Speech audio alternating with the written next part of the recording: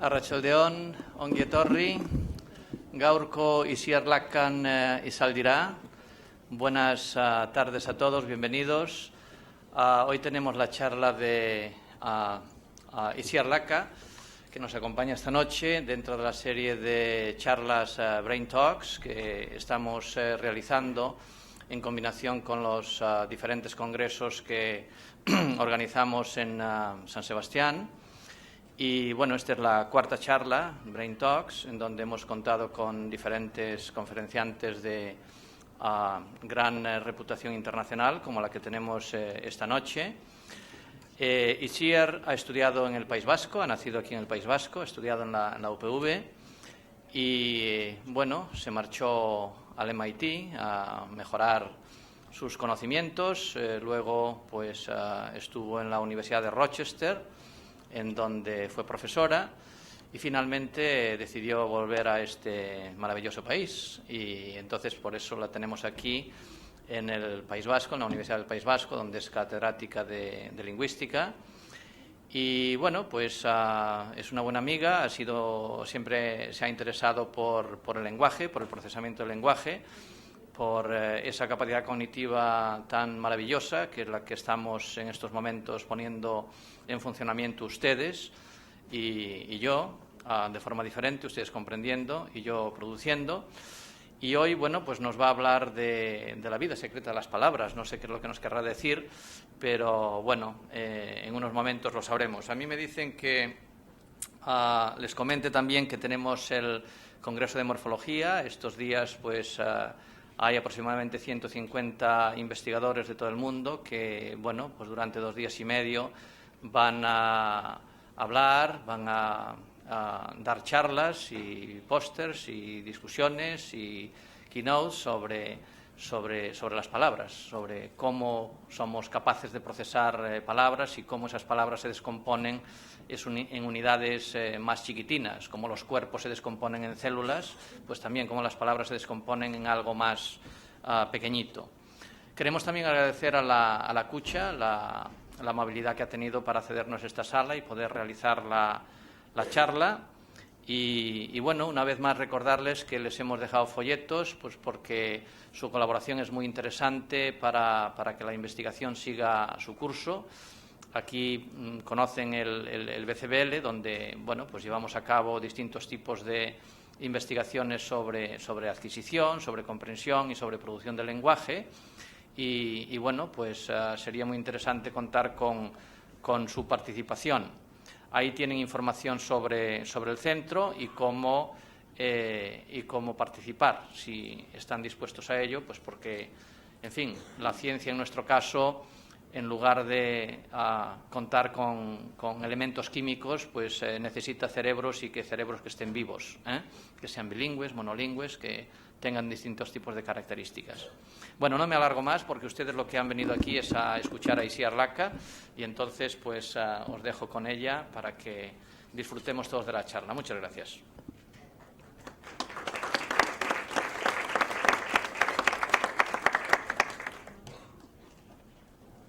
Entzuten zait?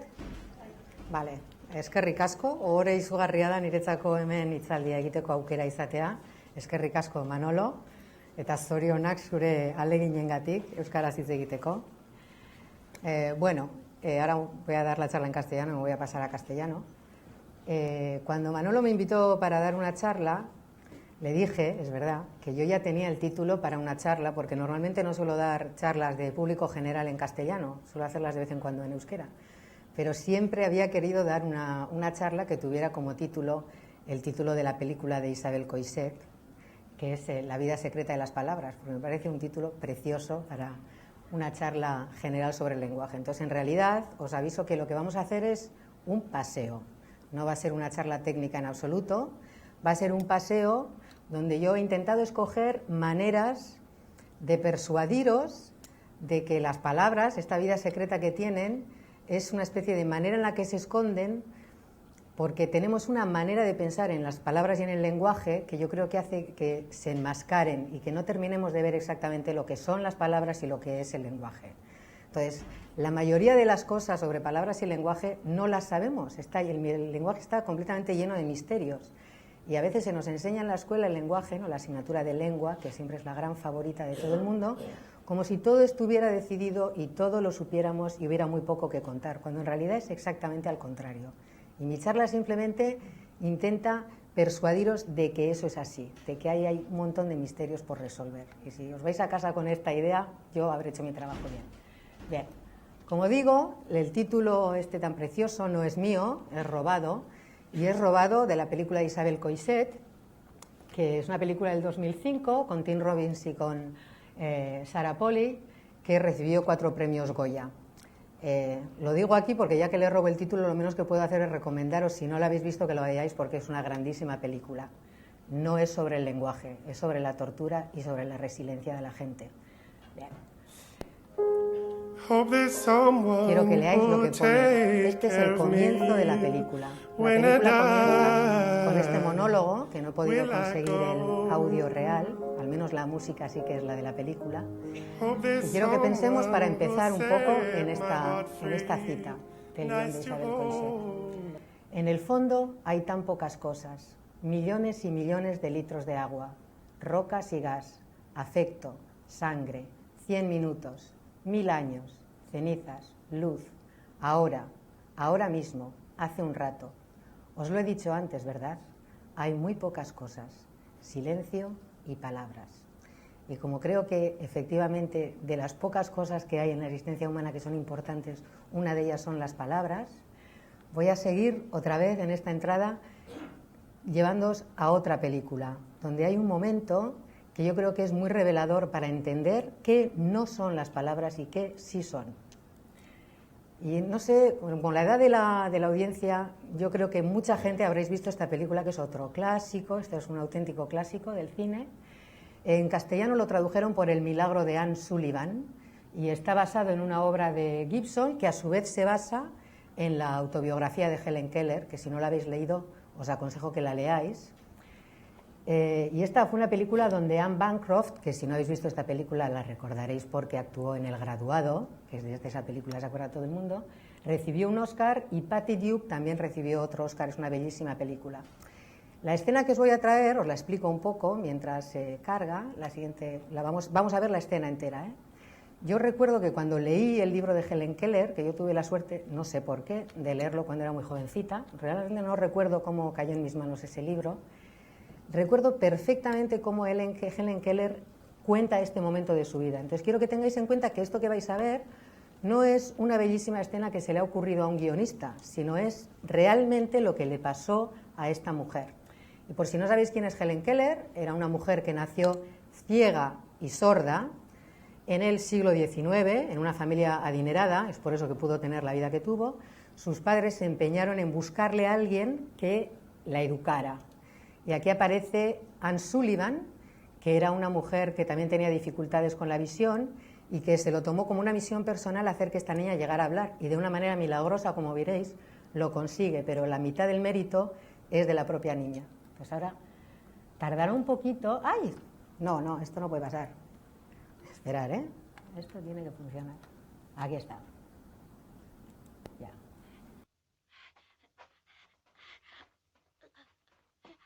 Aquí. Bombea. No, mamá no está aquí. Bombea.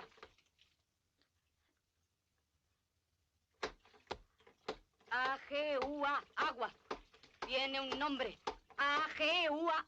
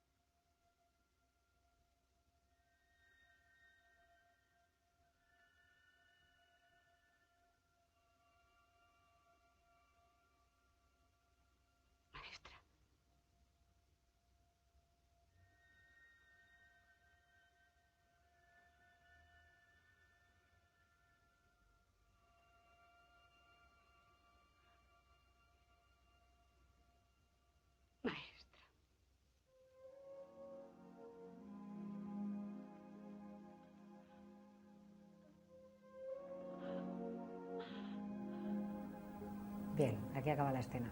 Yo esta escena la he visto 1000 veces, a mí siempre me termina conmoviendo.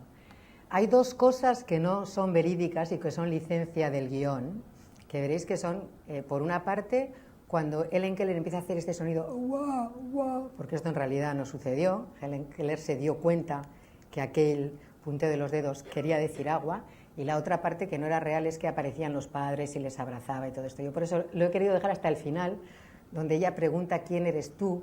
Y ella le contesta, soy la maestra. Bien, quiero que veáis aquí que lo que ha pasado en esta escena, si os paráis a pensar, es que había algo dentro de Helen Keller que de pronto ha producido un fogonazo y ha brotado, porque daros cuenta que es una escena casi como del paraíso, ¿no?, cuando Adán y Eva empiezan a nombrar las cosas, porque en el momento que se da cuenta que el agua, que hay una cosa que es una palabra para agua, se da cuenta inmediatamente que el resto de las cosas también tienen un nombre. Bueno, la cosa impresionante del caso de Helen Keller es que terminó siendo capaz de hablar bastante bien, y de hecho escribió su propia vida con ayuda, y de hecho Anne Sullivan y Helen Keller fueron amigas para el resto de sus días. Bueno, este caso, que es a veces en ciencia hay casos personales que están documentados y que realmente muestran lo que sucede, pero quiero que sepáis que hay muchos otros casos similares donde niños nacen sordos en familias donde no se habla el lenguaje de señas, solamente se habla, yo les voy a llamar lenguajes acústicos o orales, no sé cómo llamarlos, porque todos son lenguas, y que se encuentran en una situación similar a la que se encontraba Helen Keller. Y hay una investigadora, Susan Golden Meadow, que se ha dedicado durante muchos años a estudiar estos casos y encuentra que también en estos niños están continuamente intentando brotar las palabras. Estos niños usan gestos para comunicarse, pero si uno analiza con cuidado los gestos que producen, se ve que según va pasando el tiempo, esos gestos empiezan a tener propiedades de palabras y dejan de ser estos gestos que yo hago muchos, que usamos nosotros para apoyarnos cuando hablamos, que no son palabras. Bien, entonces quería empezar a intentar persuadiros de que la vida secreta de las palabras es secreta porque transcurre dentro de nosotros y no nos damos cuenta. Pensamos que la vida de palabras sucede ahí fuera. Y esta es la primera ilusión que tenemos que abandonar. La vida de las palabras sucede dentro de nosotros. Y lo que os voy a intentar enseñar de ahora en adelante es que las palabras, como están en nuestros cuerpos, nacen con nosotros. Y también nace con nosotros una cosa que es muy peculiar de nuestra especie, que es la forma en que las palabras se organizan, eso que llamamos el lenguaje. Entonces, ahora la siguiente historia que os voy a contar, porque ya os he dicho que esto es un pequeño paseo y yo os voy a ir contando historias, es una situación que se da pocas veces, pero se ha dado al menos una vez, donde una lengua, o sea, igual que habéis visto a Helen Keller que surgen las palabras, hay situaciones donde surgen también lenguas, porque hay más de un individuo implicado en la situación en cuestión. Entonces, la historia que os voy a contar ahora, que no tengo imágenes de movimiento, es una historia en Nicaragua tras la Revolución Sandinista. Entonces, lo vamos a dejar aquí fijo un momento. Cuando los sandinistas llegaron al poder, se creó la primera escuela de sordos en Nicaragua. Hasta entonces, los sordos, los niños que nacían sordos en Nicaragua, pues llegaban a ser adultos y eran simplemente personas que vivían en un pueblo y que usaban los gestos para comunicarse como buenamente podían. Y se formó en los años 70 la primera escuela para sordos. Lo que sucedió es que, como asesora para esta escuela, se trajo a una especialista soviética que era lo que se llama una oralista. No es porque fuera soviética, había oralistas en esa época en otros lugares también, pero el oralismo, que es algo que está ya extremadamente de capa caída, es la idea de que lo que hay que hacer con los sordos para que se integren en la sociedad es no dejarles que utilicen el lenguaje de señas y empujarles a que lean los labios y a que intenten hacer aquello que le habéis visto hacer a Helen Keller, que es una concesión a nosotros, intentar usar el sonido. Bien, el oralismo realmente no funciona muy bien, tiene un éxito muy limitado. Y los sordos prefieren hablar con señas porque así pueden hablar como hablamos nosotros. Entonces, lo que pasó en Nicaragua fue que cuando se hizo esta escuela, a los niños en clase no les dejaban gesticular, estaba prohibido. Pero los niños, cuando se iban al recreo, cuando estaban en sus habitaciones, claro, se comunicaban y se comunicaban con gestos, van a estar haciendo wow, wow, no se enteraban. Y lo que hicieron fue una cosa que técnicamente los lingüistas llamamos pidgin al principio, que es cuando tú coges a un grupo de seres humanos que tienen diferentes lenguas y están en una situación en la que tienen que comunicarse durante un periodo de tiempo un poco largo, pues uno se pone un poco de acuerdo en unas cuantas palabras y las usas como buenamente puedes, no hay gramática, no es nada realmente preciso. Los pidgins no son muy útiles para comunicarse, no tienen la utilidad que tiene un lenguaje natural como este que estamos usando. Pues estos niños sordos empezaron con un pidgin y poco a poco, en una década, de los 70 a los 80, construyeron un lenguaje natural completo y total, exactamente de la misma complejidad del que estamos usando aquí. Y solamente, claro, no os puedo contar ahora todos los detalles de cómo se ve esta transición, porque aquí ya me tengo que ir a los datos y no hay ni tiempo, ni probablemente tengáis muchas ganas. Solo os voy a dar un ejemplo. Un ejemplo es, por ejemplo, una prueba que les hacían era... he citado uno de los trabajos, hay muchos, pero este fue el que más impacto tuvo, el que se publicó en Science, y cuando puedo os pongo las fotos de la gente que trabaja para que veáis que son gente. Y entonces, una de las cosas que hacían en este paper que salió publicado, en este artículo que salió publicado en Science, era, les ponían unos dibujos animados del gato silvestre o alguno de estos. Y entonces el gato le pasaba no sé qué y caía rodando cuesta abajo, ¿veis? Y yo que soy muy gestera ya veis lo que hago. Caía rodando, ¿qué hago? Ruedo y caigo al mismo tiempo. Los sordos que eran más mayores y entonces todavía usaban el pidgin, cuando tenían que contar lo que habían visto, hacían exactamente este gesto. Los más pequeños, que eran los que realmente ya manejaban una lengua natural, utilizaban un gesto para la dirección hacia abajo y otro gesto separado para decir que rodaban. Y fijaros que eso es exactamente lo que hacemos en castellano, ¿no? Rodaba cuesta abajo. Yo no tengo un verbo para decir esto. O sea, que aunque parezca contraintuitivo cuando lo haces con gestos, porque parecería que tendrías que hacer esto, ¿no? ¿Para qué te vas a complicar en hacer, no sé cuál es el gesto exactamente ahora, así y luego rodar? Bueno, pues lo que hacen es eso, lo despiezan. Y Manolo ha dicho que empieza ahora un congreso de morfología donde se estudia toda esta estructura interna que tienen las palabras. Lo que estos niños habían hecho era coger un gesto, romperlo en dos cachos que eran dos palabras y las combinaban. Esto es una de las cosas que hacen. Entonces, estos niños hablan ya el tipo de lenguaje de señas que probablemente muchos de vosotros, si no lo habláis, lo habréis visto, donde tú ves a gente hablando en lenguaje de señas y no tienes ni idea de lo que están diciendo. Igual que no tienes ni idea de lo que están diciendo, a no ser que conozcas la lengua, si le oyes a alguien hablar en esloveno, por ejemplo. Oyes el ruido, tú les ves que hacen cosas así, que mueven la cara, pero no tienes ni idea de lo que se están contando.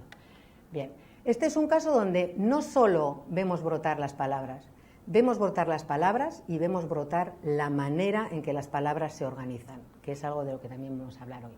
Es decir, una gramática. Entonces, cuando saco estas videos, os voy avisando lo que os voy a ir contando, ¿no? Aquí no tenemos tiempo de repasarlo todo, pero cuando yo digo que las palabras nacen con nosotros, no lo digo usando una especie de lenguaje poético figurado, lo digo de verdad. Y, por ejemplo, sabemos ya que el feto humano en el último trimestre puede memorizar sonidos del exterior. Y sabemos que en el 9º mes de gestación, intrauterinamente, ya su cerebro está prestando especial atención a esos sonidos que son como lenguaje. Y está prestando especial atención a esos sonidos que son como lenguaje con la zona del cerebro que nosotros usamos para computar, para la parte mecánica de computación del lenguaje. Hay otras cosas que usamos para otras cosas. Y ahí suelen ir juntos música y lenguaje, porque música y lenguaje comparten rasgos estructurales y de hecho la música también es una cosa privativamente humana. Entonces los neonatos también sabemos que prefieren la voz de su madre, porque la han estado oyendo y entonces están totalmente al loro de la voz de su madre, pero sabemos también que prefieren la lengua que han estado oyendo dentro del vientre de su madre. Es decir, que ya tienen grabados ciertos patrones rítmicos, lo que nosotros llamamos patrones prosódicos, que son característicos de esa lengua. Y por eso, a las horas de nacer, hay experimentos bellísimos que muestran que a las horas de nacer los neonatos pueden distinguir lenguas siempre y cuando las lenguas que les des a distinguir sean una de un grupo prosódico igual a la lengua que han estado oyendo y otra de otro grupo diferente. O sea que este caminito, que es fundamental para poder desarrollar el lenguaje, ya viene hecho cuando los niños nacen. Esto es muy diferente de cómo pensábamos en los bebés, por ejemplo, cuando yo era estudiante, que básicamente pensábamos que era aquello, salía un disco duro y lo que había que hacer era llenarlo de información. Bueno, pues esto viene ya muy formateado, por decirlo de alguna manera. Vale, entonces hay muchos trabajos, yo voy a escoger uno de los últimos, que es bastante llamativo, pero hay muchos trabajos, como no tengo tiempo, he decidido escoger este. Este es un trabajo muy sencillo pero muy revelador. Lo que hacen estas investigadoras es estudian el llanto de 60 bebés recién nacidos, 30 de los cuales habían estado rodeados de francés, no voy a decir franceses, sino lo crucial no es que eran franceses, sino que estaban rodeados de francés, y 30 de ellos estaban rodeados de alemán. Y lo que se ve es que hay una diferencia significativa entre los dos grupos, en que los bebés franceses tienen un contorno entonativo ascendente en su llanto y los bebés alemanes tienen un contorno entonativo descendente en su llanto. Y la única explicación que podemos dar a esta diferencia, obviamente, es que ese trabajo que han estado haciendo de adaptarse a los sonidos que han estado escuchando tienen una consecuencia en la manera en la que lloran.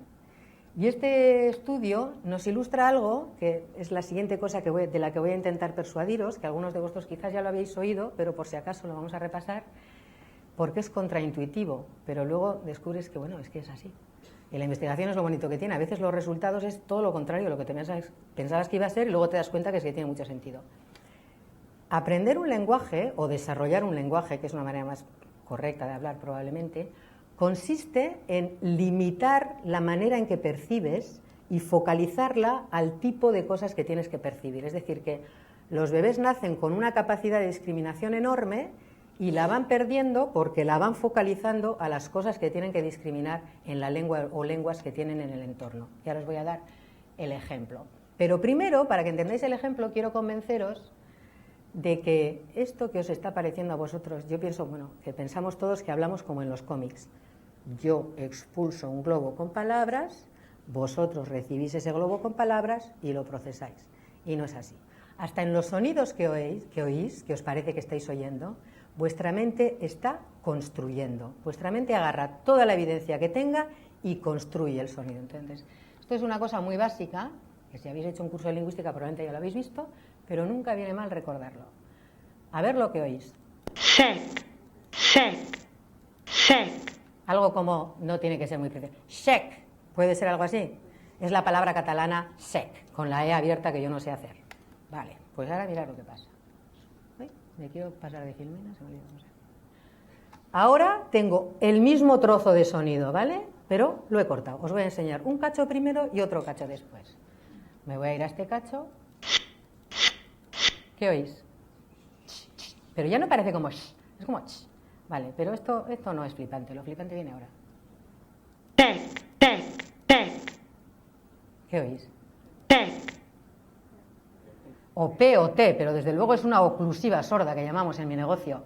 ¿Y esta de dónde ha salido? Si no estaba, estaba. Lo que pasa que depende cómo yo te dé esto organizado, tu mente va a construir un sonido o el otro. Es más, ahora vais a ver algo, aquí va a salir Kepa, un colaborador mío que está aquí, ya ha sido suficientemente gentil como para ceder esto.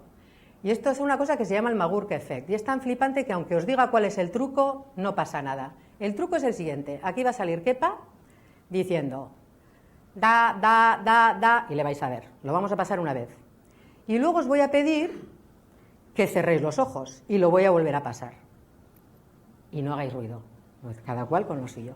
Y luego lo volveré a pasar y abrís y cerráis los ojos cuando os dé la gana. Y luego me decís a ver qué os ha pasado. Vamos allá.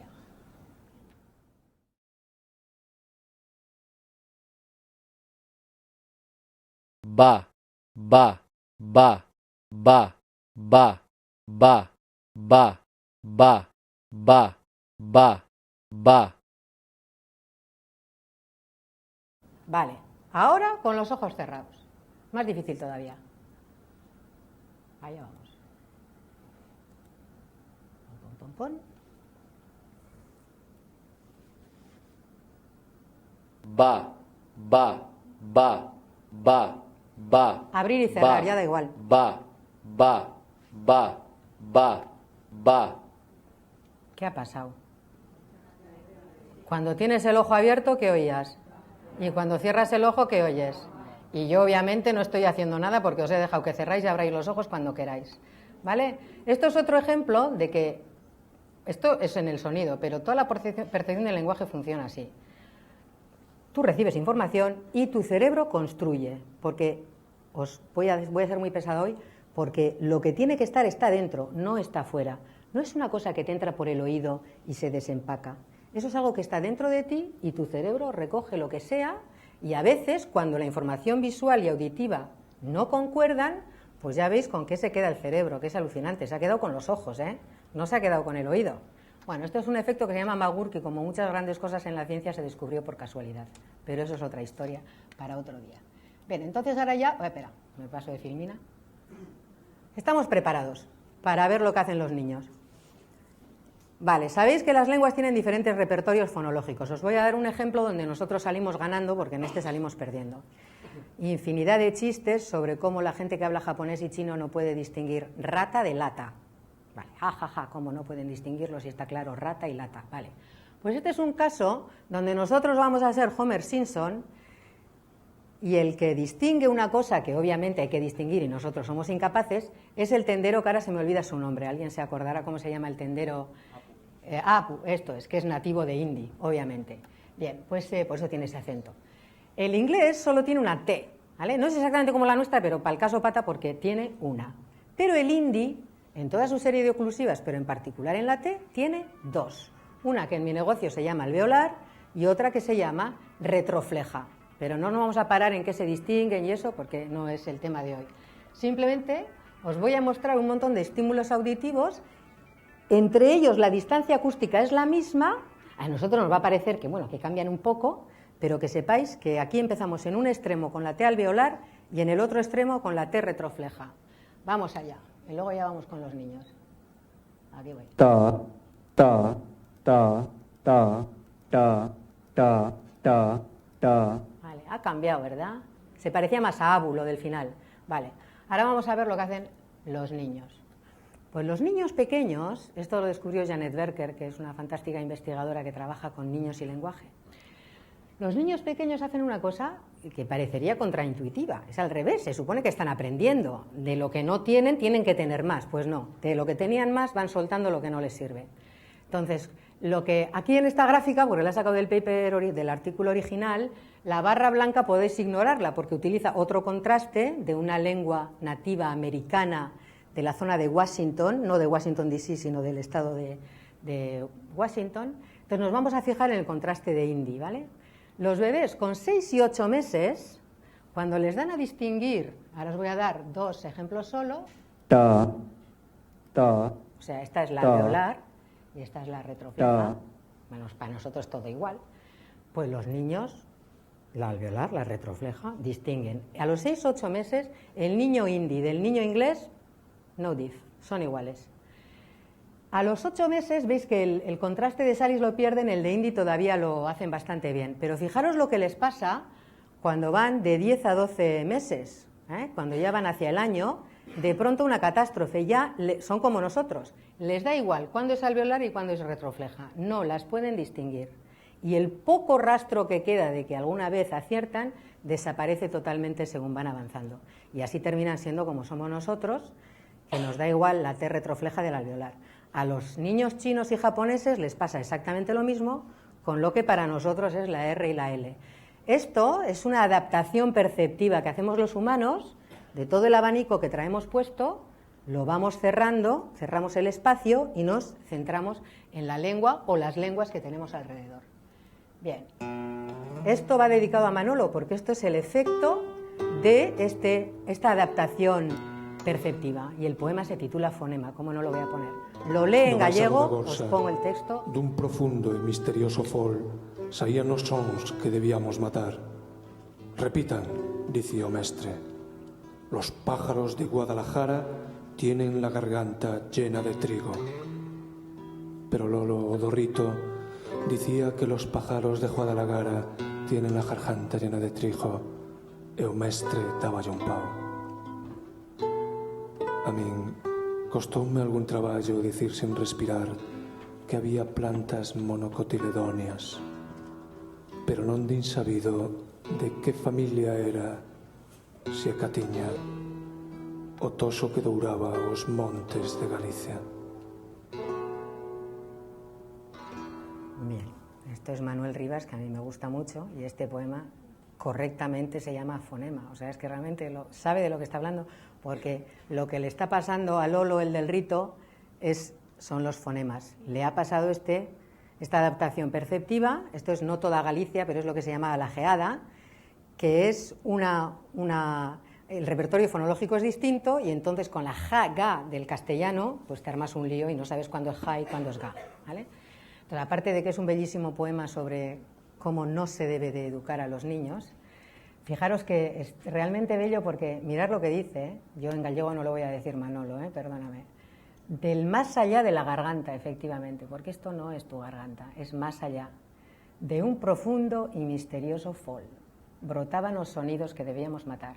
Y efectivamente, brotan de ese profundo fol que, como veis, hunde sus raíces antes de que nacemos. Antes de que nacemos empieza ya este proceso. Y antes de que decimos la primera palabra, todo este trabajo del lenguaje ya está hecho. Bien. Seguimos ahora. Ahora vamos a cambiar un poquito de tema, porque como ya sé yo que yo cuando estoy sentada es mucho más agotador que cuando se habla. Entonces vamos a ir cambiando de tema.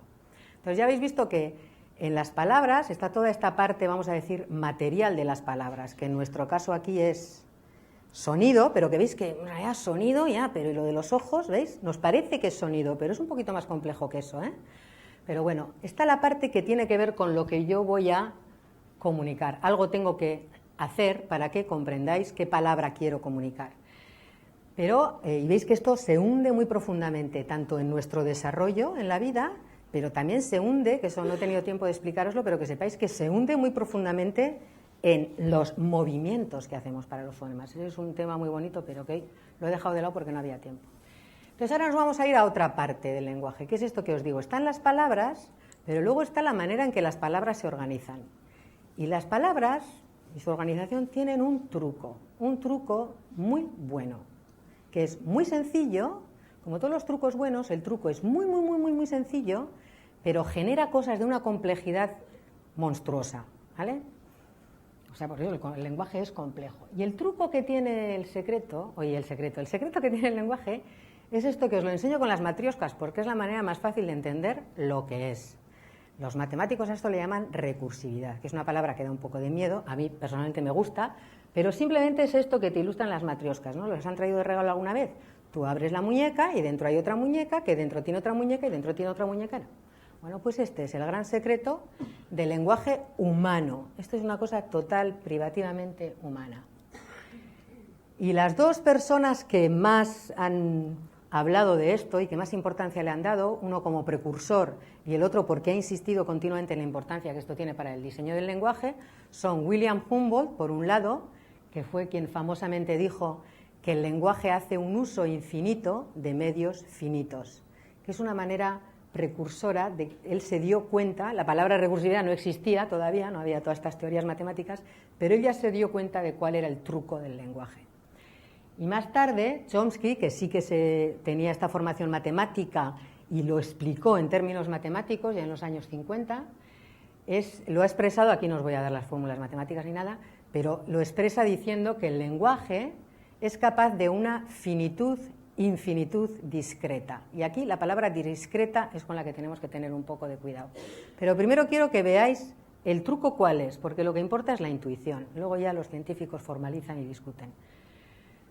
En el mundo mundial utilizan esa etiqueta del cacao droste que venden en Holanda, porque como veis es una monja que tiene la bandeja, que tiene una caja de cacao, que tiene una monja, que tiene una bandeja, que tiene una monja, que tiene...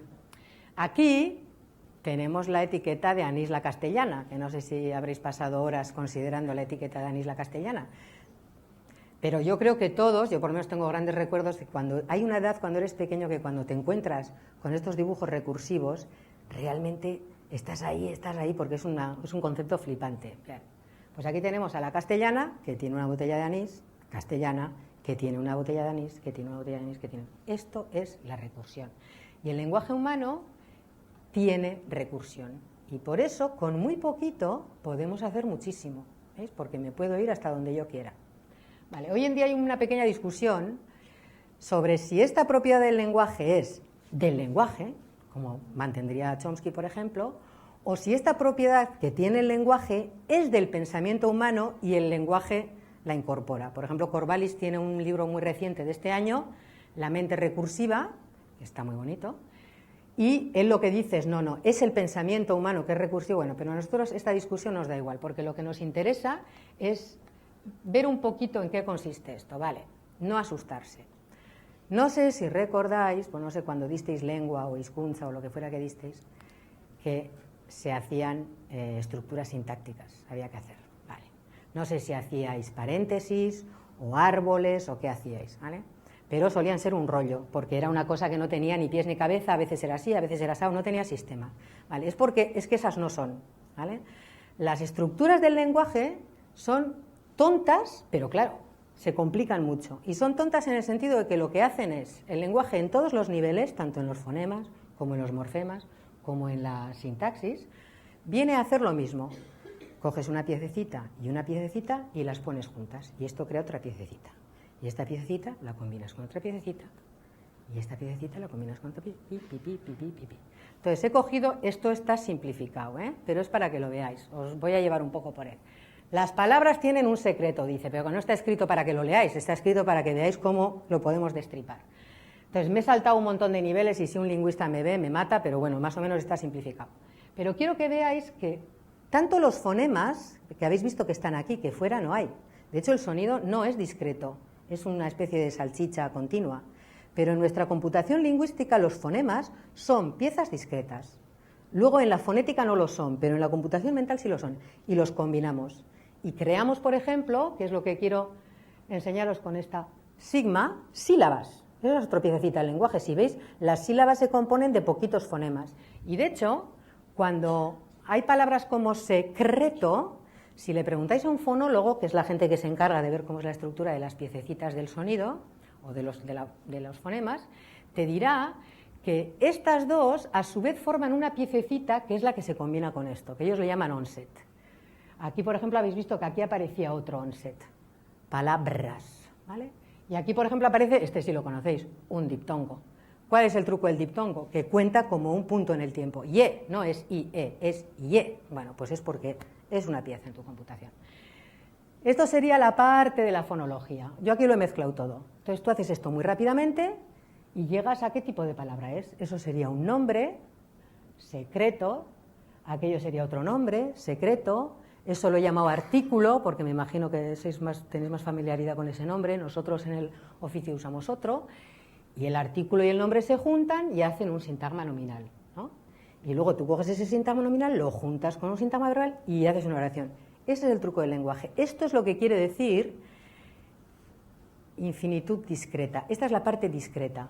Todo en el lenguaje es coger piececitas y combinarlas. Entonces el truco es muy fácil, pero claro, imaginaros si hay que hacer con precisión la estructura entera de algo como la vida secreta de las palabras. Solamente eso es muy complejo, que os va a parecer muy complejo, pero el truco que lo genera es muy simple.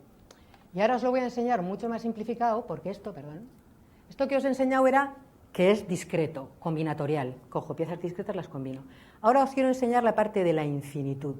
La parte de la infinitud es, claro, con una estructura súper simplificada, que podemos decir cosas como pienso que, pienso recursivamente. Perfectamente natural.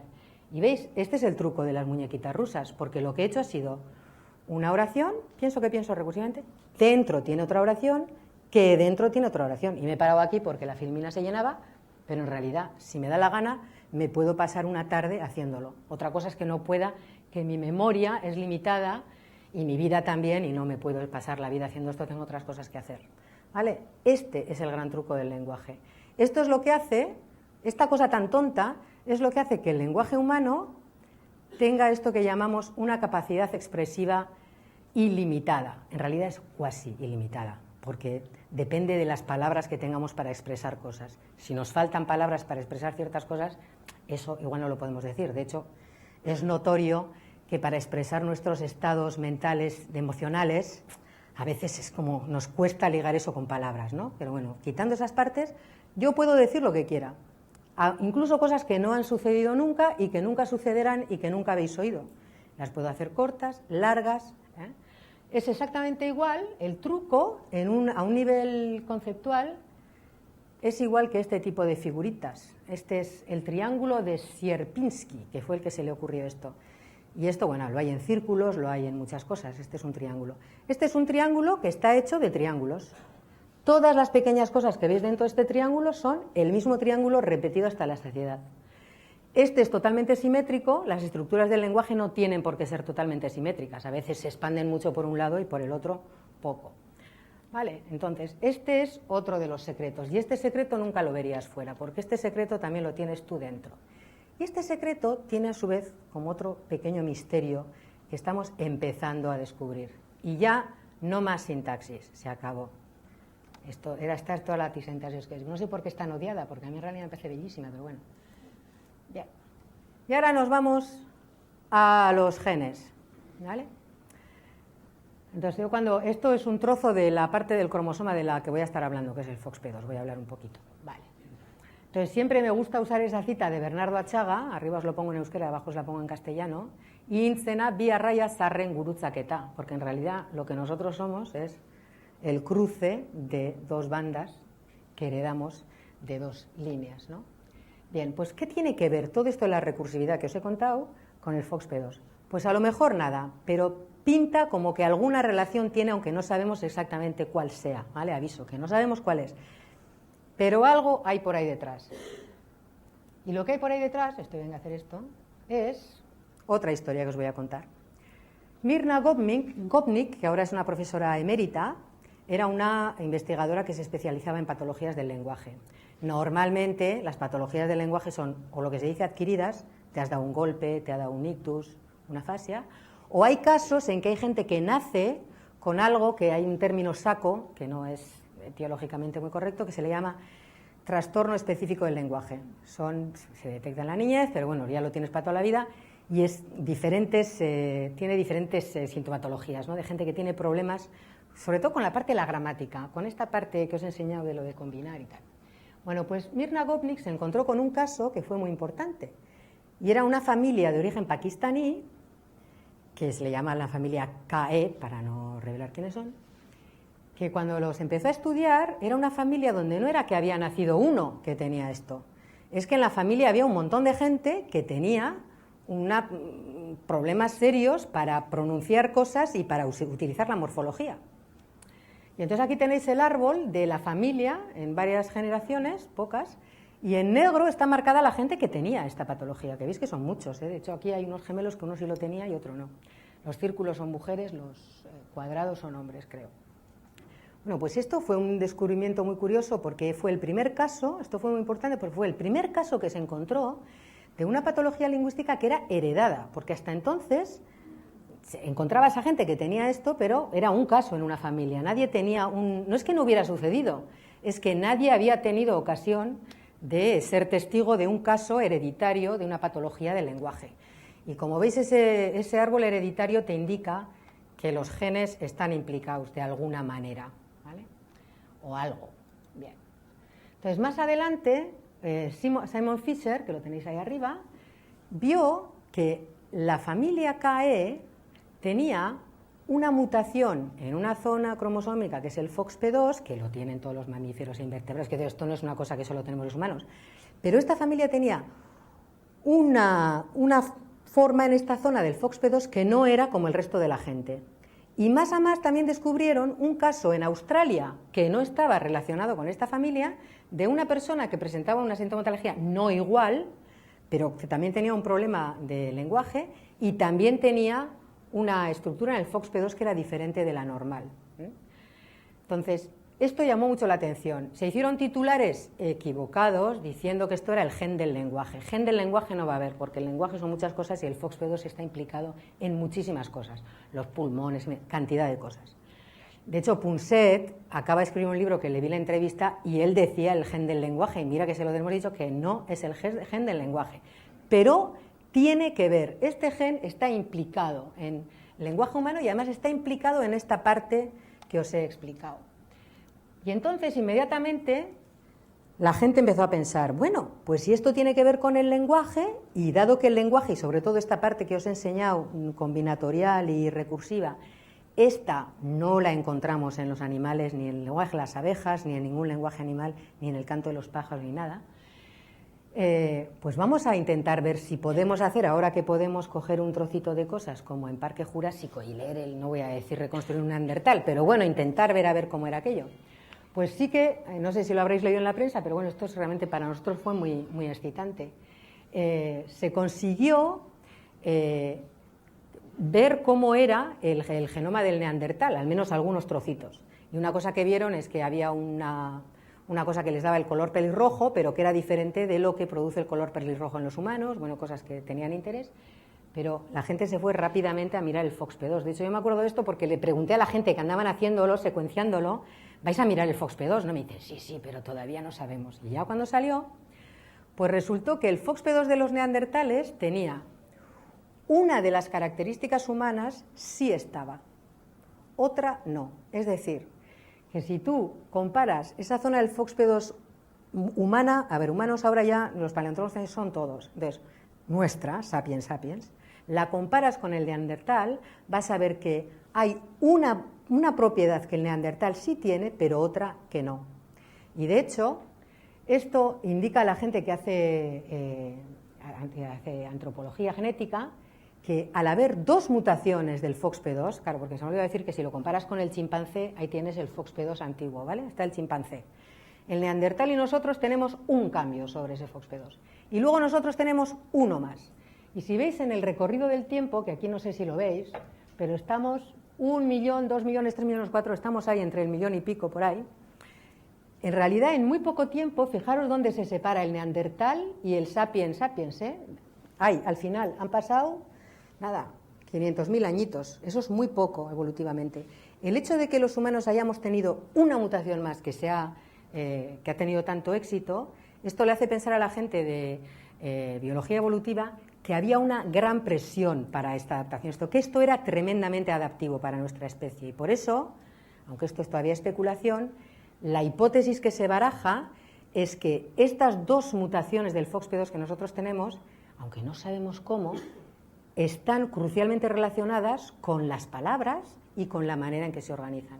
Entonces, hoy en día mucha gente te va a decir, y yo creo que llevan razón, que los neandertales, que sabemos que tenían capacidad de pensamiento simbólico, porque hacían enterramientos, en fin, tenemos otras evidencias, que los neandertales probablemente tenían algún tipo de, no sé si llamarlo lenguaje, da igual cómo lo llamemos, pero que no sería implausible que tuvieran palabras, al menos, pero que es poco plausible que tuvieran un lenguaje así rápido y combinatorio como tenemos nosotros, que va a una velocidad descomunal. Los tiempos también se pueden medir, es muy rápido.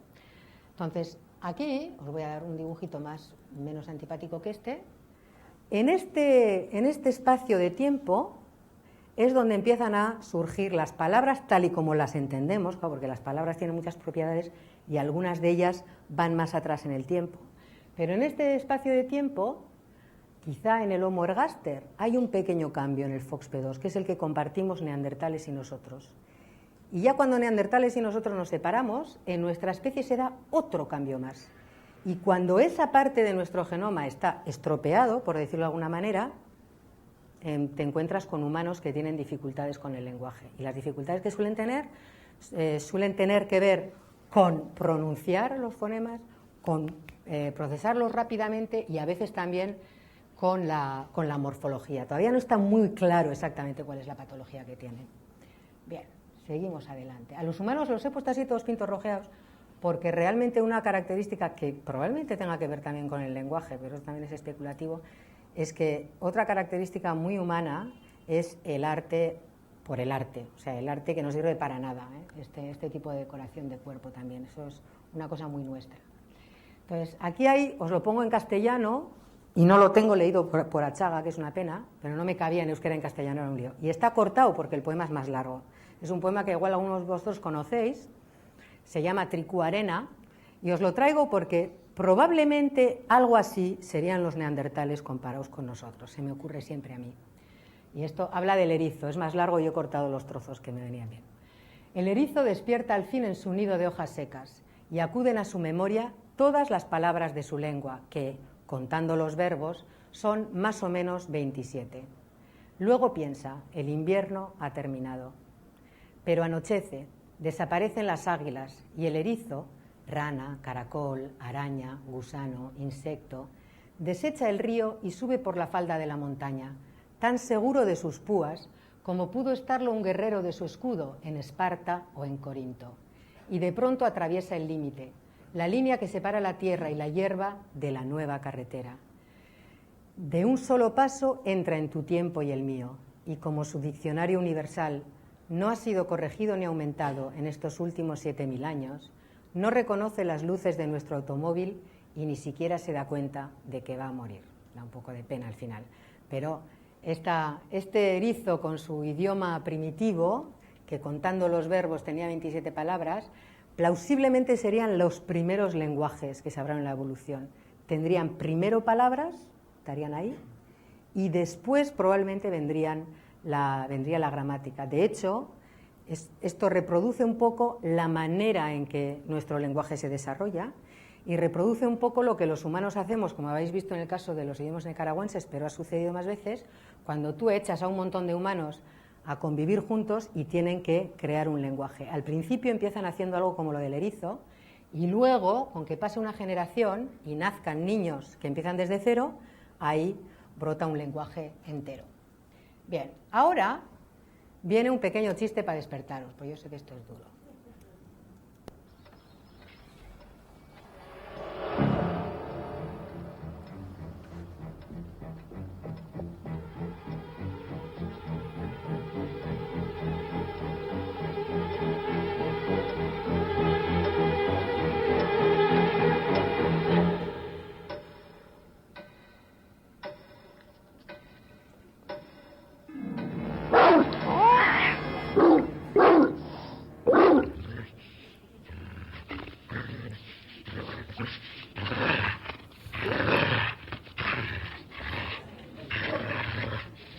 Es un anuncio, es muy bueno, es un anuncio de una escuela de lenguas. Y yo os lo traigo porque en el ratito que nos queda, quería haceros pensar una cosa que, como a mí me parece que todas las cosas obvias son las cosas en las que hay que pensar. Si una cosa te parece muy obvia, conviene que lo pienses un poco. Y una cosa que parece obvia es que no hay peces bilingües, ni hay gatos bilingües. Pero bueno, podrías decir, es que los peces no hablan, vale, los gatos tampoco. Pero es que sí que hay animales que tienen lenguajes. No voy a usar la palabra hablar porque esa es muy humana. Por ejemplo, las abejas tienen, habrá algún documental, ya me habréis visto, las abejas tienen, las scouts llegan, se ponen en la pared del panel, hacen su danza, que es muy precisa, y con una precisión impresionante, las otras se enteran, salen volando y se van rapa a las flores donde están. Y de hecho ya saben qué intensidad de azúcar tiene el polen de esas flores, si merece la pena ir muy lejos o no, en fin, saben un montón de cosas. En qué dirección con el sol, bueno, es fascinante lo del lenguaje de las abejas. ¿Vale? Pero es que las abejas, por ejemplo, las abejas italianas y las abejas austríacas, pues no hablan igual. Las abejas italianas hacen un baile de una manera y las abejas alemanas hacen un baile de otra manera. Y entonces, bueno, hubo una persona que se llevó un Nobel bien merecido por estudiar el lenguaje de las abejas. Entonces, una cosa que se te puede ocurrir, bueno, igual está mal para con las abejas, pero se hace, es, bueno, ¿y si cruzo una abeja italiana con una abeja austríaca, he dicho, ¿verdad?, en las otras? ¿Y la abeja que sale, qué hace? ¿Es bilingüe? Pues no. La abeja que sale, tú la metes en un panal italiano, hace su danza, salen las otras y se van para donde no es. La metes en un panal austriaco, ella hace su danza y las abejas austriacas salen para donde no es. ¿Qué es lo que pasa? Que sale con un lenguaje que no es ni el austriaco ni el italiano, pero uno. ¿Por qué? Porque este lenguaje está 100% genéticamente determinado. No hay nada que aprenden. Esto viene puesto de fábrica entero. Os doy otro ejemplo. Los pájaros cantores, que son también fascinantes criaturas para un lingüista, también por el foxtrot, por muchísimas cosas, y cada vez nos estamos dando más cuenta que son realmente un modelo animal al que tenemos que prestar atención, pero bueno, hay pájaros cantores que son como las abejas. El canto viene 100%, vale, son como las abejas. Pero es que hay otros pájaros cantores que nacen con una especie de protocanto, como nacemos nosotros con esta especie de cosa de hablar, pero luego tienen que escuchar un canto y depende de lo que escuchen, aprenden una cosa o aprenden otra. Vale. Estos tipos de pájaros cantores tienen lo que los estudiosos del campo llaman dialectos, porque los de aquí hacen un canto sí igual, pero un poco parecido, los de allá sí es igual, pero es un poco, es como el guipuzcoano, el vizcaíno, o sea, se entienden, pero son diferentes los cantos. Bueno, pues podrías pensar que habrá pájaros ahí en la frontera que puedan hacer un canto de una manera o un canto de otra. Nunca, jamás. Un pájaro hace una variedad o hace otra o improvisa y se inventa cosas nuevas, que también pasa.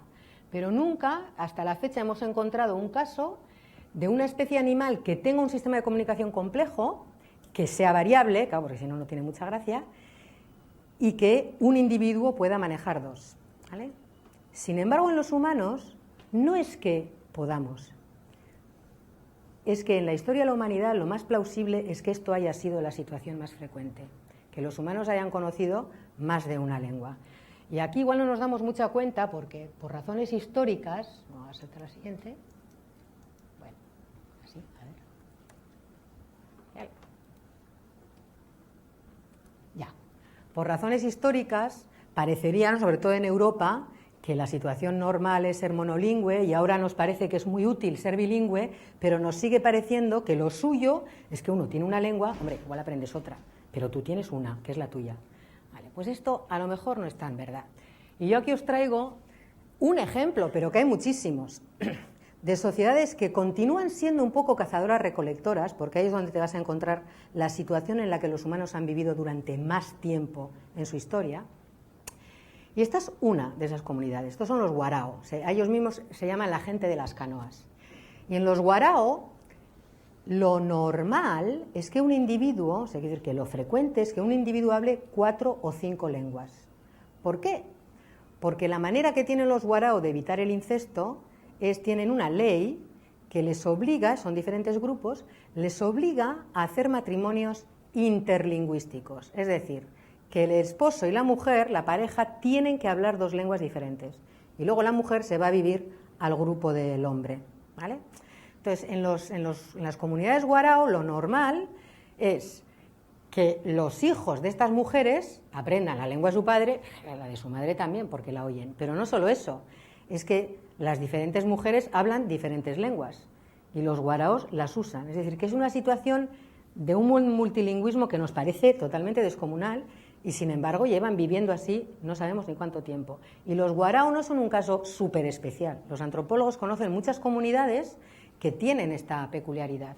La manera que tienen de entremezclarse es prestar atención a que se van juntando en diferentes grupos lingüísticos. No ven bien buscar pareja en tu mismo grupo lingüístico. Con esto lo que os quiero decir es que no es que haciendo un esfuerzo uno puede ser bilingüe, es que parece que el lenguaje humano tiene una parte fija y una parte abierta, que aunque todavía no entendemos por qué, lo natural es que esa parte abierta, o sea, igual os parece exagerado, pero realmente, claro, porque hace mucho tiempo que vivimos en la agricultura, ha cambiado mucho las sociedades, pero en las sociedades cazadoras recolectoras, que eran grupos muy pequeños, los antropólogos te dicen que lo normal era esto probablemente, quizá no hasta el extremo de los Warao, pero ciertamente el monolingüismo sería raro, poco frecuente. Bien, dije que iba a hablar un poco de bilingüismo, pero como ya sabía que íbamos a estar ya casi al final, estamos al final, ¿eh? Y recuerdo que estuvo aquí mi querida amiga Nuria Sebastián hablando de bilingüismo, que sabe mucho más que yo. Solamente os voy a recordar unas poquitas cosas y voy a acabar con otros 2 chistes para animar un poco, para levantar los ánimos. Entonces, ahí he puesto a 4 personas, hay más, pero bueno, a 4 personas que han hecho trabajo de este que estoy listando yo aquí. Bialisto, que es una de ellas, Nuria Sebastián, que estuvo aquí hablando, de hecho la foto esa es de cuando estuvo aquí hablando. Luego está Albert Costa, que trabaja mucho con Nuria Sebastián, y luego está Jacques Meller, que trabaja con neonatos y ha hecho trabajos preciosos con gente de su equipo. Entonces, lo que sabemos, en contra de lo que se pensaba en el siglo XIX y XX, aunque no tengo tiempo, pero os podría contar historias terribles de por qué se pensaba que el bilingüismo era malo.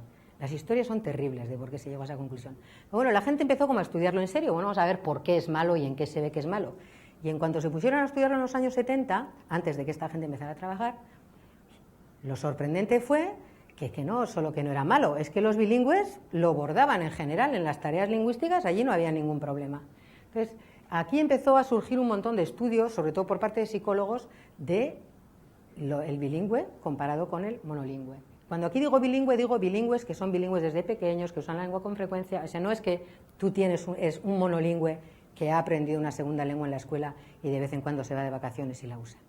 Entonces, lo que sabemos es que tienen una cosa que es el control ejecutivo, que te hace más rápido y eficiente cuando tienes que dejar de prestar atención a un tipo de información para prestar atención a otra información diferente, ¿vale? Lo voy a dejar ahí, no me voy a ir a los detalles de el Simon Task y las tareas que se hacen, ¿vale? Entonces, esto es el núcleo de la diferencia, pero esta diferencia tiene dos tipos de consecuencias, una al final de tu vida y otra al principio de tu vida. Al final de tu vida, entre las consecuencias que tiene, una, que es la más llamativa y la que más atención ha recibido por la prensa, es que los síntomas de Alzheimer en los bilingües, comparados con los monolingües, tienden a manifestarse 4 o 5 años más tarde, de media, ¿vale? Y esto está replicado y replicado y replicado con los grupos comparados y replicado y replicado. No sabemos por qué exactamente, o sea, hay hipótesis, no sabemos por qué, pero es así. Pero es que además, que esto a mí ya me parece más, igual porque me acostumbré a esto, y esto es más reciente, esto a mí me sigue asombrando mucho, esto es trabajo de Jacques Meller con COVAX. Bebés que tienen 7 meses, están todavía haciendo lo de la T alveolar y la TR, todavía controlan eso, bien, son muy pequeños, no hablan.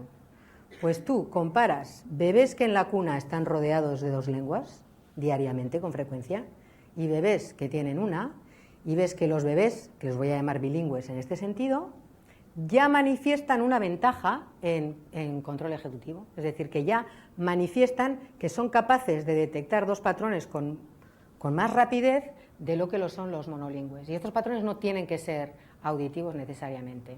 Hay más cosas hechas con niños que muestran que este es como que ejercitaras mucho una parte de tu cerebro. Como sabéis, ejercitar el cerebro es bueno, y no es verdad que las neuronas solo mueren, también nacen, luego no os rindáis. Parece que este entrenamiento, si lo haces ya desde muy pequeño, que veis que ya estás aprendiendo lenguaje, esto ya, antes de que empieces a hablar, ya llevas una pequeña ventaja. Estas ventajas son solo detectables en condiciones experimentales. No quiero que salgáis de aquí pensando que media hora más tarde responde el monolingüe, son pequeñas ventajas, pero bueno. Pero aquí todavía hay muchas cosas muy interesantes que descubrir. Y voy a terminar con 2 chistes y ya, bueno, 2 chistes, 2 estafas en realidad, timos del lenguaje le voy a llamar. Y esto es una cosa que como me la voy encontrando últimamente y aprovecho que tengo público general, digo, oye, pues voy a hablar de esto porque me lo voy encontrando. Esta me lo encontré en una revista que estoy yo suscrita que se llama The New Scientist. Es una revista un poco seria, no os penséis. Entonces, de repente me encuentro este artículo, estaba en colores, este anuncio, pero mi escáner no hace colores. Entonces, lo recorté y digo, ¿pero será posible? Fíjate, te están diciendo que ellos tienen un sistema de aprendizaje de lenguas, que yo no dudo que sea eficiente, esto no digo, pero lo que te están diciendo es que ellos tienen un sistema de lenguas que tú te compras el paquete y aprendes como aprende un niño. ¿Vale? Ya solo con lo que os he contado hoy, veis que esto es un timo. ¿Vale? Primero, que no sabemos todavía suficientemente bien cómo aprenden los niños, pero segundo, que sabemos que cuando eres adulto, no es que no puedas aprender una lengua, tienes que hacerlo de otra manera, no hay más. Entonces, esto es timo, pero al lado del timo que sepáis que hay mucha gente investigando en cómo aprenden las personas a una edad adulta, que para nosotros es a partir de la adolescencia, segundas lenguas, y vemos que hay como diferentes maneras de hacerlo. O sea, que no sería ciencia ficción, y yo creo que esto llegará pronto, que tú te vayas a una tienda de paquetes de vender idiomas, esto lo digo en serio, te vayas a una tienda de paquetes de vender idiomas y te digan, a ver, venga, que le vamos a hacer el test. Te ponen ahí, te miran y dicen, usted es de este tipo, y te van a dar un kit que es para la manera en que tú lo vas a hacer. No digo personalizado por individuo, pero al menos por grupos. Esto yo creo que sí que pasará, pero os aseguro que es demasiado tarde para nosotros para aprender una lengua como si fuéramos niños. Esto os lo garantizo. Y el último timo es el peor. Bueno, esto os voy a enseñar a esta gente, que luego, claro, me metí en internet. ¿Esta gente quién son? Esto es muy serio, Y ese título no lo he puesto yo. Lo ponía el artículo de una revista financiera donde encontré esta foto y un montón de información que me alegro que les vaya muy bien. Pero no os podéis imaginar, desde que salieron en bolsa, creo que en el 2007, hasta hoy, lo espectacular que ha sido lo de esta compañía. De hecho, igual os habéis comprado el kit. Y no digo que no valga, que igual es un método buenísimo. Quiero dejar esto muy claro, a ver si luego me van a denunciar. Solo os digo que la publicidad es engañosa, porque no podéis aprender como niños. Pero bueno, esto al menos, yo me imagino que serán unos buenos... De hecho, creo que un hermano mío me dijo que se había comprado un kit. no los he estudiado. Pero esto, el último, esto aquí acabo, esto sí que es un timo que por favor tener cuidado. Y aquí no me importa que me denuncie esta persona. Esto yo me había comprado, creo que era El Correo, en Bilbao, un domingo, te compras varios periódicos, has comido, te echas en el sofá y te pones a leer la prensa para hacer la siestecilla del domingo. Entonces ya me había visto los periódicos y me cogí el suplemento, que creo que se llama Mujer y Hoy, que por supuesto en Mujer y Hoy es donde va a venir el horóscopo y todas estas tonterías que no vienen en otro sitio. Pues de pronto descubro esta página, que es una joya, también era en colores, que dice, cuida tu cerebro. Digo, ahí va. Y me llamó la atención esto de cómo evitar los lapsus del lenguaje. Digo, Jesús, esto ya está inventado, si yo no sé cómo se hace esto y soy del oficio. Entonces me pongo a leer, no os lo vais a poner a leer, pero dice joyas como esto, o sea, causas de los lapsus, ¿no? Estrés, carencia de flexibilidad verbal, dificultad con pensamiento divergente, coordinación de inteligencias, inadecuada gestión de emociones, inteligencia lingüística, y dice, da este consejo, cuidado, tan nocivo resulta no ejercitarla como hacer 3 crucigramas al día, o sea que mucho cuidado con cuántos crucigramas hacéis. Luego también dice, no sobreestimular la inteligencia abstracta, para no tener estas cosas de que no te viene la palabra. Y luego dice, no ejercitar en exceso la inteligencia lógica. Bien, este hermano mío que os he dicho, que además es el que me ha conseguido la escena de la película de Anne Sullivan, luego le agradezco aquí a mi hermano John Paul su ayuda técnica, este tiene una expresión cuando estamos hablando que decía, ¿os acordáis cuando hablábamos de corrido? Porque ahora ya, ¿no? Veo la media edad, es, ¿cómo era esto? ¿Cómo era? Estamos todo el rato así, pues porque mira, porque las conexiones no van como iban. Pero esta mujer lo que te dice es que sabe a qué se debe y que además te puede dar consejos para curarlo. Y dice, digo, ¿y quién será esta? Miro y pone, Marta Eugenia Rodríguez de la Torre, y abajo, que no lo veis, pone especialista en inteligencia. Y dijo, esto no me lo puedo perder. Me meto en internet y descubro que es un tongo, pero un tongo ya de unas dimensiones descomunales. Es un tongo, os podéis meter y mirarlo vosotros, pero es un tongo que cuidado con ello porque esta mujer ha sido entrevistada en televisión, ha sido columnista para El Mundo, obviamente tiene aquí su columnilla, o sea que ya se va ganando su vida. Y de hecho cuando te metes a su página y tal, productos ya vende.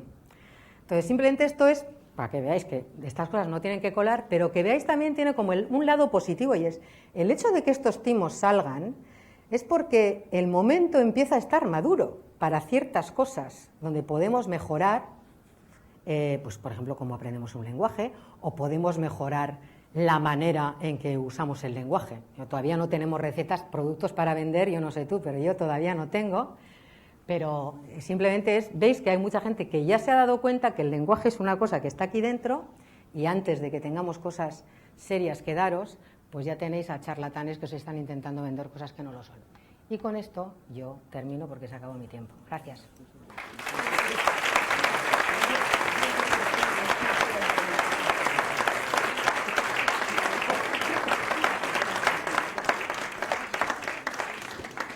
Bueno, muchas gracias, Isiar. No sé si tenemos alguna pregunta para ella. A mí me encantan las preguntas. ¿Es cierto que las personas bilingües tienen más facilidad para aprender otro idioma que las monolingües? Pues mira, esta pregunta me la hacen muy a menudo y la verdad es que no lo sé, pero ahí en la audiencia, si no os engaña, Yasone, es que tú sabes más de esto que yo. Porque, digo, intuitivamente parecería que la respuesta tiene que ser sí, porque has dejado más abanico abierto, pero nunca sé, o sea, realmente no conozco la literatura, o sea, que ¿por qué? Porque sabe más ella que yo de esto, ¿eh?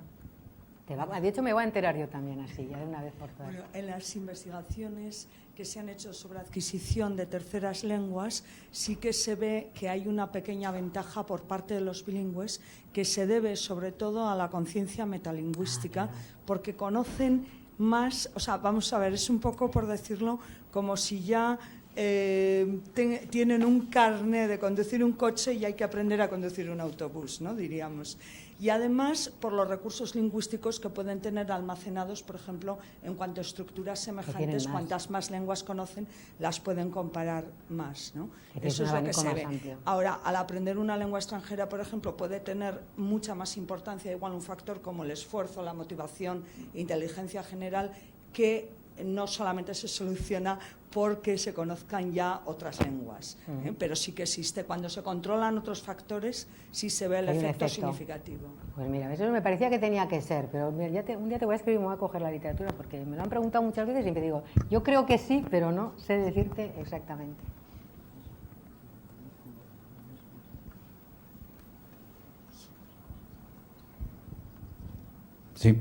Sí, esta pregunta sería un poco complementaria de la que acaban de hacer. O sea, ¿es la edad sería una variable a la hora de aprender un nuevo idioma? Por ejemplo, hay algunos autores que dicen que la mejor edad es de hasta los 15 años, ¿no? Entonces, que a partir de los 15 años parece que las dificultades ya empiezan a emerger. Entonces, mucha gente lo habrá comprobado, yo mismo no, cuando vas a estudiar igual otro idioma que no conocías. Por ejemplo, conocía francés, pero a la hora de estudiar inglés, o incluso el euskera, me ha costado mucho. Entonces, ¿por qué es tan difícil el aprendizaje de otros idiomas a partir de una determinada edad? O sea, si está comprobado científicamente. ¿Es el cerebro o son los métodos de aprendizaje que no se han llevado bien? O, como dices tú, en un futuro podremos tener esos packs o esas cosas más individuales o así. A ver, yo creo que todos los autores estarían de acuerdo, o sea, toda la gente que investiga estaría de acuerdo en que de pequeños a todo el mundo le resulta fácil. O sea, quiere decir que si puedes escoger, de pequeño te va a resultar más fácil. Yo creo que aquí no hay discusión. Lo que pasa es que yo creo que conocemos menos qué pasa cuando ya no eres tan pequeño. Y yo creo que esa es un área, de hecho, que se investiga mucho y está muy viva, ¿no? Hay mucho trabajo que se hace, porque hay un montón de variables que todavía no conocemos bien. Entonces, yo te voy a dar como unos pequeños titulares, pero aquí hay un montón de cosas que todavía no sabemos. Las cosas que yo escogería es que la variación entre individuos, o sea, que una gente puede más y otra gente puede menos, se detecta más después de la pubertad. ¿Vale? No digo que antes todo el mundo sea igual, pero desde luego se detecta más variabilidad individual voy a marcar la pubertad como una, que tampoco sabemos si efectivamente la cosa está ahí, pero cuando eres más mayor que cuando eres más pequeño. Yo creo que eso sí que es cierto. Sí que hay cosas que sabemos cuando tú, o sea, por ejemplo, qué sé yo, había otra película que no me daba tiempo de meter, de Jodie Foster, Nelly, que también es un caso real, por si la habéis visto lo digo, que es alguien que es sordo, no se dan cuenta que es sordo hasta que es mayor, entonces con 20 y tantos años, una chica inteligentísima, se ponen a enseñarle a hablar. Bueno, pues Nelly al final habla lo que he descrito como un pidgin. Palabras sí sabe, pero no es capaz de usar la gramática. Entonces, cuando no ha habido ninguna lengua antes, sí que sabemos que el bioprograma, por llamarlo de alguna manera, si no pasan las cosas cuando tienen que pasar, aquello se ha fastidiado. Pero cuando tú tienes una lengua y aprendes otra cuando eres pequeño, no estamos seguros de que la cosa sea parecida. Igual el hecho que ya tengas una lengua te permite hacer la segunda. O sea, ahí todavía hay mucho que no sabemos. Pero sí que es verdad que la variación entre individuos se detecta más cuando eres más mayor. Entonces yo, por ejemplo, cuando fantaseo que habrá métodos por grupos de gente, es porque sí que hay gente que propone, por ejemplo, que a edad pospubescente unas personas utilizan más un tipo de mecanismos cognitivos para aprender una segunda lengua y otras personas utilizan otros. Y respecto a los métodos, pues yo creo que la gente usa los métodos que funcionan, funcionan bastante bien. Ya a nadie le intentan enseñar una lengua diciéndole como nos enseñaban latín, ¿no? El sujeto aquí, hacen una cosa más comunicativa y eso funciona bastante bien. Pero es verdad que lo hacemos intuitivamente. Cuanto más sepamos sobre qué hay debajo, yo creo que mejores serán nuestros métodos, eso sí que lo creo. Pero no creo que la dificultad que encontramos cuando somos adultos se deba a los métodos. Yo creo que se debe a que algo hay en el transcurso de la vida. A esos rasgos generales yo creo que toda la gente estaría de acuerdo. Parece ser que la mente de un niño está sobrada de capacidades más que falta de capacidades. O sea, puede distinguir las dos T's y para aprender un idioma como el francés lo que tiene que hacer es perder una de esas posibilidades de distinguir una de las T's. ¿Qué ocurre si este niño, unos años después, que ha perdido ya su segunda T, quisiera aprender hindi? ¿Tendría más facilidades que otro niño cualquiera para aprenderlo? ¿Uno que ha estado expuesto a hindi? Sí, y que lo ha perdido ya. Sí, bueno, hay un estudio muy bonito con niños adoptados de Corea, ¿verdad? Que es muy bonito. Y todavía es que estas son las partes donde, aquí todavía hay mucha tela que cortar y todavía empezamos a saber un poco, pero la mayoría no lo sabemos. Y el estudio de los niños adoptados de Corea el coreano es una lengua tonal, es muy diferente del francés, eran niños adoptados en Francia. Entonces, estos niños se adoptan muy pequeños, creo que era 1 año el más mayor, y el estudio se hace cuando estas personas ya son adultas y tienen 20 y tantos años, y los comparan con adultos franceses.